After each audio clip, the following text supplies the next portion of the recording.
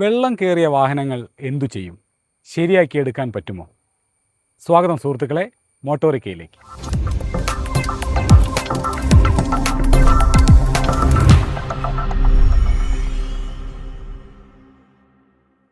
Chief technician Salesh നമ്മളോടൊപ്പം ഉണ്ട്. അദ്ദേഹം പറഞ്ഞു തരും നമുക്ക് വെള്ളം കയറിയ വാഹനം എന്ത് ചെയ്യാമെന്ന്. സലേഷ് ചേട്ടാ നമസ്കാരം. നമസ്കാരം. മോട്ടോറിക്കയിലേക്ക് സ്വാഗതം. അപ്പോൾ നമ്മളെ ഇപ്പം മഴ കാരണം കേരളം ആകെ വെള്ളത്തിൽ മുങ്ങിയിരിക്കുകയാണ്. അപ്പോൾ ഒരുപാട് വാഹനങ്ങൾ വെള്ളം ഫ്ലഡിലായിട്ടുണ്ട്. അപ്പോൾ അതുപോലെ പല വീടുകളായിട്ടുണ്ട്. അപ്പോൾ നമുക്ക് ഈ വാഹനങ്ങൾ നമ്മൾ ഒരുപാട് ആഗ്രഹിച്ച് വാങ്ങുന്ന വാഹനങ്ങളൊക്കെ ആയിരിക്കും. അപ്പോൾ നമുക്ക് അപ്രതീക്ഷിതമായി വരുന്ന ഒരു പ്രകൃതി ദുരന്തത്തിൽ നമുക്ക് ആ ഒരു ലെവലിലേക്ക് വാഹനം പോകുമ്പോൾ വിഷമവും സങ്കടമൊക്കെ ഉണ്ടാവും. പക്ഷേ നമുക്ക് അതിൽ നിന്ന് എങ്ങനെ ആ വാഹനം ശരിയാക്കി എടുക്കാം എന്നതിനെക്കുറിച്ചാണ് നമ്മൾ ഇന്നത്തെ വീഡിയോ. അപ്പം നമ്മളെ പ്രേക്ഷകർക്ക്, നമ്മളെ ജനങ്ങൾക്ക് ഇതിനെപ്പറ്റി അറിയാൻ ആഗ്രഹം ഉണ്ടാവും. അപ്പം സലേഷറിൻ്റെ സഹായവും അവർക്ക് ആവശ്യമാണ്. അപ്പം എങ്ങനെയായിരിക്കും നമ്മൾ വെള്ളത്തിൽ മുങ്ങിക്കഴിഞ്ഞാൽ ഒരു വാഹനം ശരിയാക്കി എടുക്കാൻ പറ്റുക? അതിൽ പ്രധാനമായിട്ടും 4 കാറ്റഗറി ആയിട്ടാണ് നമ്മുടെ വാഹനങ്ങളെ തിരിച്ചിരിക്കുന്നത്. അത് A, B, C, D എന്ന് പറയുന്ന 4 കാറ്റഗറി ആയിട്ടാണ്. ഒരു ഫ്ലഡ് ആയ ഒരു വാഹനം നമ്മൾ നോക്കുമ്പോൾ ഈ 4 കാറ്റഗറിയിൽ ഏത് കാറ്റഗറിയിലായിരുന്നു ആ വാഹനം ഉണ്ടായിരുന്നു എന്നുള്ളത് ആദ്യം പരിശോധിക്കണം. അല്ലേ? അത് A ലെവൽ എന്ന് പറയുമ്പോൾ നമ്മുടെ ഏകദേശം വീൽ ഹബിൻ്റെ ആ ഒരു ലെവലിൽ വരുന്നതിനെയാണ് നമ്മൾ A ലെവൽ കാറ്റഗറി. അപ്പോൾ നമുക്ക് കുറച്ചുകൂടെ ഡീറ്റെയിൽ ആയിട്ട് വാഹനത്തിന് തന്നെ ഒരു ഡിസ്പ്ലേ വെച്ചുകൊണ്ട് അതൊന്ന് കാണിച്ചു കൊടുത്താൽ? ശരി, ഓക്കെ.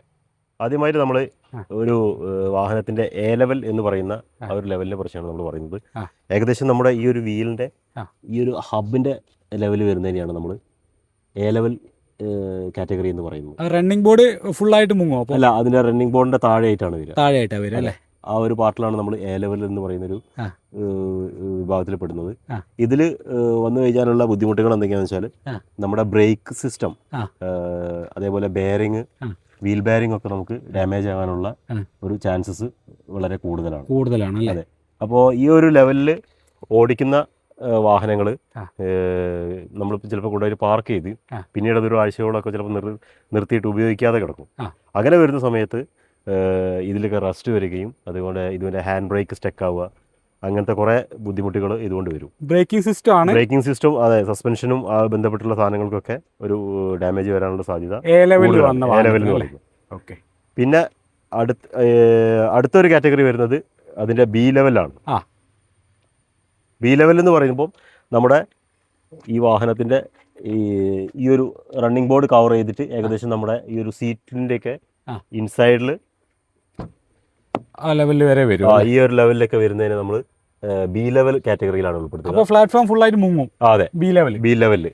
അപ്പോൾ B ലെവലിൽ വരുമ്പോൾ അതിൻ്റെ ബുദ്ധിമുട്ടുകൾ എന്ന് വെച്ചാൽ നമ്മുടെ ഫ്ലോർ മാറ്റ്, നമ്മുടെ ചില ABS വണ്ടികളുടെ ഒരു പവർ മൊഡ്യൂള് അത് ഇതിൻ്റെ ഏകദേശം ഫ്ലോറിലാണ് വരാറ് ചില മോഡലുകളിലൊക്കെ.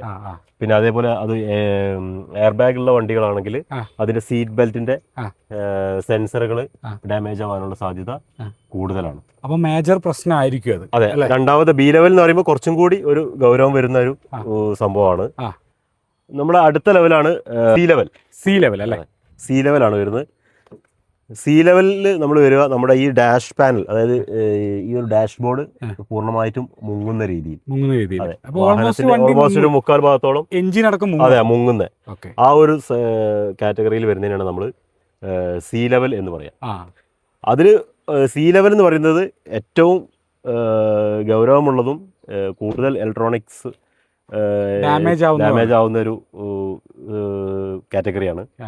അപ്പം ഇത് വാഹനങ്ങൾ എടുക്കുമ്പോൾ നമ്മൾ നിശ്ചയമായിട്ടും ഇത് ശ്രദ്ധിക്കണം. ചില വാഹനങ്ങളിലൊക്കെ ജസ്റ്റ് അത് അവരൊന്ന് പിന്നെ ക്ലീൻ ചെയ്തൊക്കെ കയറ്റി കഴിഞ്ഞാൽ അത് താൽക്കാലികമായിട്ട് ഓടും. ചിലപ്പോൾ 2-3 മാസത്തിന് ശേഷമായിരിക്കും ചിലപ്പം ഓരോരോ കംപ്ലൈൻ്റ് ആയിട്ട് അതിന് വരാനുള്ള സാധ്യത ഉണ്ടാവുക. അതായത് വണ്ടി മേജർ ഇഷ്യൂ ആണ് ഈ C ലെവൽ എന്ന് പറയുന്നത്. അപ്പോൾ ഇത് നമുക്ക് എങ്ങനെ ഐഡന്റിഫൈ ചെയ്യാൻ പറ്റും? നമ്മളൊരു യൂസ്ഡ് വാഹനമൊക്കെ വാങ്ങാൻ പോകുമ്പോൾ അത് യൂസ്ഡ് വാഹനമൊക്കെ വാങ്ങുന്ന സമയത്ത് നിങ്ങൾ ഒരു സ്കിൽഡ് ആയിട്ടുള്ള ഏതെങ്കിലും ഒരു ടെക്നീഷ്യനെയോ അങ്ങനെയുള്ള ഏതെങ്കിലും ഒരു ഇപ്പോൾ ഒരുപാട് ഏജൻസികളൊക്കെ പുറത്തുണ്ട്. അപ്പോൾ അങ്ങനെ സർട്ടിഫൈഡ് ആയിട്ടുള്ള ഇൻസ്പെക്ഷൻ ചെയ്യുന്ന ആളുകളെ കൊണ്ട് നമുക്കത് പരിശോധിച്ച് കഴിഞ്ഞാൽ അവർക്കത് വളരെ കൃത്യമായിട്ട് തന്നെ മനസ്സിലാവും ഇത് ഏത് കാറ്റഗറിയിലുള്ള വാഹനമായിരുന്നു എന്നുള്ളത്. ഓക്കെ. അപ്പോൾ ഇനി അടുത്ത ലെവൽ നമുക്ക് അടുത്തത് വരുന്നത് D ലെവലാണ്. അത് വാഹനം പൂർണ്ണമായിട്ട് മുങ്ങി പോകുന്നൊരവസ്ഥ. പൂർണ്ണമായിട്ടും വെള്ളത്തിനടിയിൽ പൂർണ്ണമായിട്ട് വാഹനം വെള്ളത്തിനടിയിൽ നിൽക്കുന്ന ഒരവസ്ഥയാണ് ഈ പിന്നെ ഡി ലെവൽ എന്ന് പറയുന്നത്. ആ. ഈ ഡി ലെവൽ മിക്കവാറും എല്ലാ വാഹനങ്ങളും അത് മൊത്തത്തിൽ ടോട്ടൽ ലോസ് എന്ന് പറയുന്ന ഒരു സിസ്റ്റത്തിലായിരിക്കും അധികം പോകാനുള്ളൊരു സാധ്യത. ആ. കാരണം അതിൽ എല്ലാ വാഹനം പൂർണ്ണമായിട്ട് മുങ്ങുക എന്ന് പറഞ്ഞു കഴിഞ്ഞാൽ അത് വാഹനത്തിൻ്റെ നന്നാക്കി എടുക്കുക എന്ന് പറയുന്നത് വളരെ ഡിഫിക്കൽട്ടാണ്. അതായത് ഡി ലെവൽ വന്നു കഴിഞ്ഞാൽ വാഹനം പിന്നെ ഉപയോഗിക്കാൻ പറ്റാത്തൊരു സാഹചര്യം തന്നെയായിരിക്കും. അഥവാ ഇനി ഉപയോഗിക്കുകയാണെങ്കിൽ തന്നെ നമുക്ക് അത് വലിയൊരു സാമ്പത്തിക ബാധ്യത അതിൽ വരാനുള്ള സാധ്യത. അത് നല്ലത് ആ വാഹനം മാറ്റി പുതിയ വാഹനം ആയിരിക്കും അല്ലേ. ഓക്കെ. പിന്നെ പ്രധാനമായിട്ടും നമ്മൾ ഈ മഴക്കാലങ്ങളിൽ കഴിയുന്നതും നമ്മൾ വാഹനങ്ങൾ വെള്ളക്കെട്ടുകളിലൂടെ ഓടിക്കാതിരിക്കുക എന്നുള്ളതാണ് ഇതിൽ നമ്മൾ ചെയ്യേണ്ട ഏറ്റവും വലിയൊരു കാര്യം.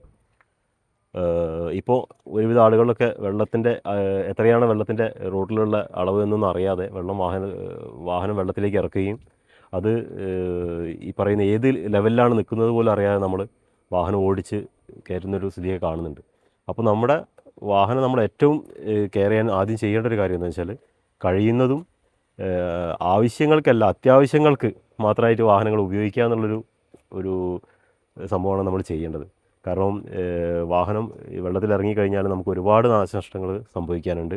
പിന്നെ കൂടാതെ നമ്മളിപ്പോൾ വാഹനം ഇറക്കിക്കഴിഞ്ഞതിന് ശേഷം വെള്ളം അത്യാവശ്യം നല്ല ഒരു ബി ലെവലിലൊക്കെ വെള്ളം ഉണ്ടെങ്കിൽ തന്നെ നമ്മൾ വാഹനങ്ങൾ ഓടിക്കുമ്പം ഏറ്റവും ശ്രദ്ധിക്കേണ്ട കാര്യം എന്ന് വെച്ചാൽ നമ്മൾ ഫസ്റ്റ് ഗിയറിലിട്ടിട്ട് വാഹനം ഓടിച്ചുകൊണ്ടിരിക്കുക.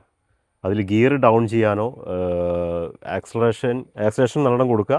ഗിയർ ഒരിക്കലും സെക്കൻഡിലേക്കോ തേർഡിലേക്കോ ഒന്നും പോകാതിരിക്കുക. ഫസ്റ്റ് ഗിയറിൽ തന്നെ ആ വാഹനം വെള്ളത്തിൽ കൂടെ ഓടിക്കുക.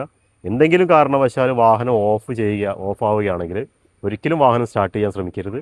അതൊന്നുകിൽ തള്ളി മാറ്റുക അല്ലെങ്കിൽ ടോയിൻ ചെയ്തിട്ട് വാഹനം അവിടുന്ന് മാറ്റുക. അല്ലാതെ ഒരിക്കലും വാഹനം വെള്ളത്തിൽ കൂടി ഓടിക്കൊണ്ടിരിക്കുന്ന, അതായത് ഒരു അത്യാവശ്യം കുഴപ്പമില്ലാത്തൊരു ബി ലെവലിലോ ഒക്കെ വെള്ളം വരുന്ന ഒരു സ്ഥലത്ത് കൂടിയാണ് നമ്മൾ പോകുന്നതെങ്കിൽ വാഹനം ഓഫായാൽ ഒരിക്കലും നമ്മൾ സ്റ്റാർട്ട് ചെയ്യാൻ ശ്രമിക്കരുത്.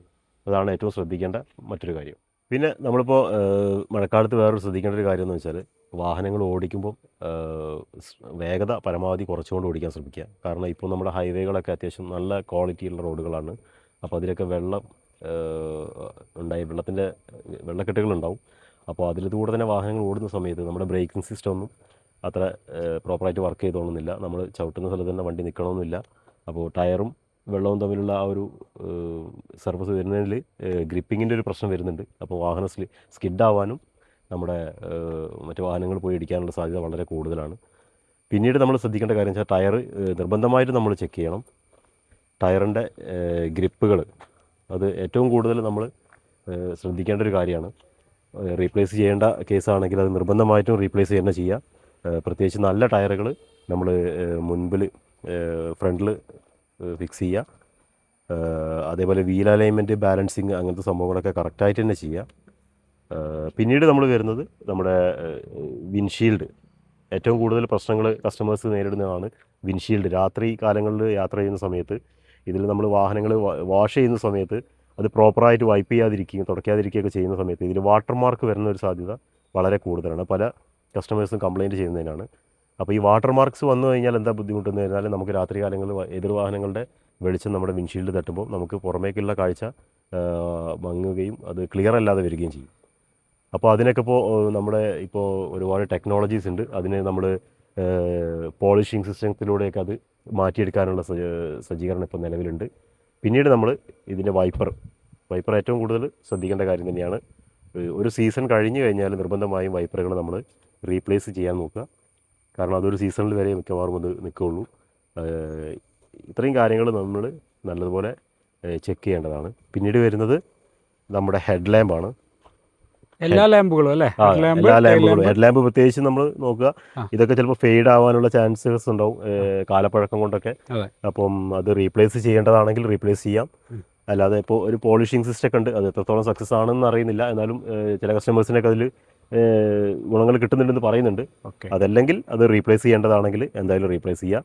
പിന്നീട് ഏറ്റവും പ്രധാനപ്പെട്ട വേറൊരു കാര്യം എന്ന് വെച്ചാൽ നമ്മൾ rear brake light, park light, പുതിയ ലൈറ്റുകൾ നമ്മൾ കൃത്യമായിട്ട് തന്നെ ചെക്ക് ചെയ്യണം.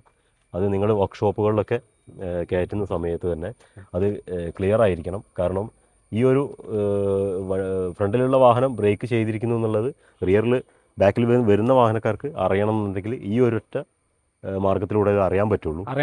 ഒരു സിഗ്നലാണ്, അതൊരു സിഗ്നലാണ്. അപ്പോൾ നമ്മൾ ബ്രേക്ക് ചവിട്ടുന്ന സമയത്ത് കറക്റ്റായിട്ട് ബ്രേക്ക് ലൈറ്റ് കത്തുന്നുണ്ടെന്നുള്ളത് ഉറപ്പ് വരുത്തുക.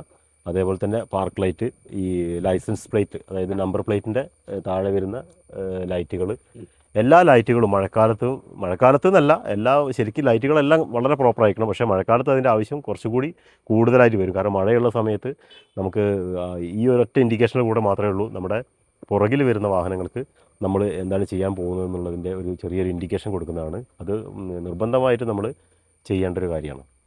ശരിക്കും വെള്ളക്കെട്ടുകളിൽ സാധാരണഗതിയിൽ നമ്മുടെ നോർമൽ കാറുകളുടെയൊക്കെ ഒരു അളവുകൾ കറക്റ്റായിട്ട് പറയുന്നുണ്ട് കമ്പനി.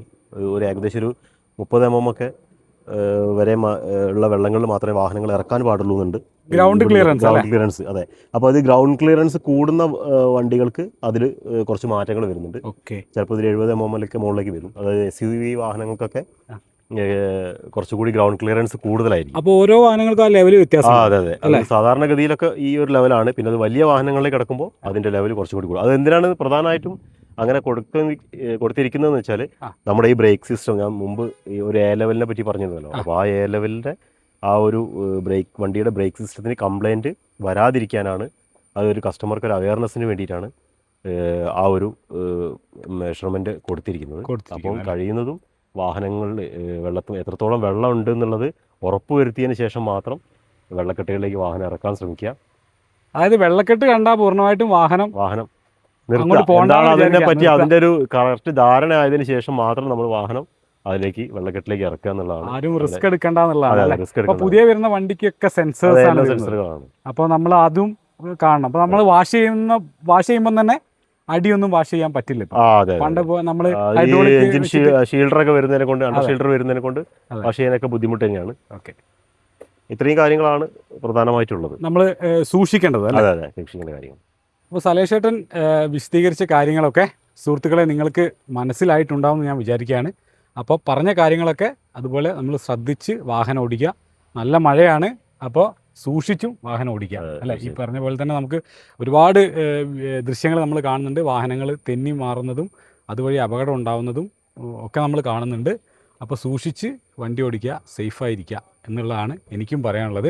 അപ്പോൾ ഈ വാഹനം ഏതെങ്കിലും ഇപ്പോൾ ആരെങ്കിലും നമ്മൾ ഈ വീഡിയോ കാണുന്ന ആർക്കെങ്കിലും ഇങ്ങനെ ഫ്ലഡിൽപ്പെട്ട വാഹനം ശരിയാക്കി എടുക്കണമെങ്കിൽ സലേഷ് ചേട്ടനെ സമീപിക്കാമല്ലോ, അല്ലേ? അതെ, തീർച്ചയായിട്ടും നമുക്ക് ചെയ്യാം.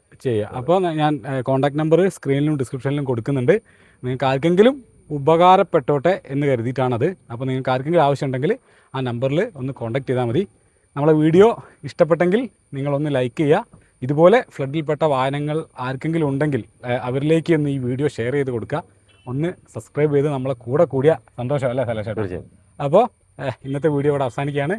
പുതിയൊരു വീഡിയോയുമായി ഉടൻ കണ്ടുമുട്ടാം. ബൈ.